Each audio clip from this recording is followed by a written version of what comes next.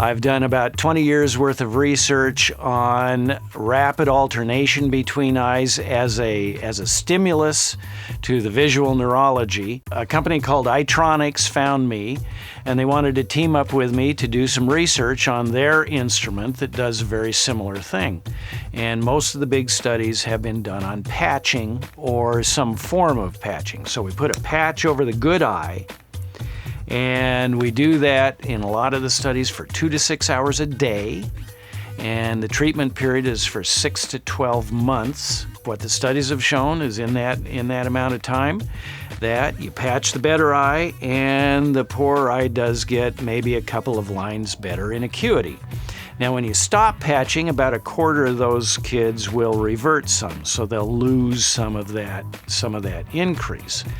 And the other thing that'll happen behind that patch, if you have a young enough child, this eye, the neurology for this eye is still developing, so sometimes that eye gets just a little bit worse. In some of the studies, they found that there is a time limit on patching. It seems like that if you get to about 13 years old and you've been patched before, a second round of patching is not going to help out. There's a social cost with patching, and that's one reason that the compliance with patching is pretty low. Can we improve on that? Well, if we combine the 20 years worth of science along with some high tech, we come up with something like that. We did a 3-month trial instead of 6 to 12 months.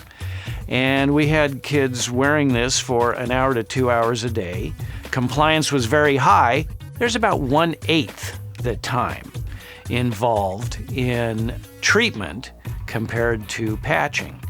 And we got, again, 2 lines of acuity improvement. We did have some 13 to 17-year-olds in our trial who had been patched, and 2/3 of them not only got better, but they got a little better than the average improvement that we saw in the group. The better eye did not get any worse. In fact, it got marginally better, not significantly better, but marginally better, so we kept that eye there.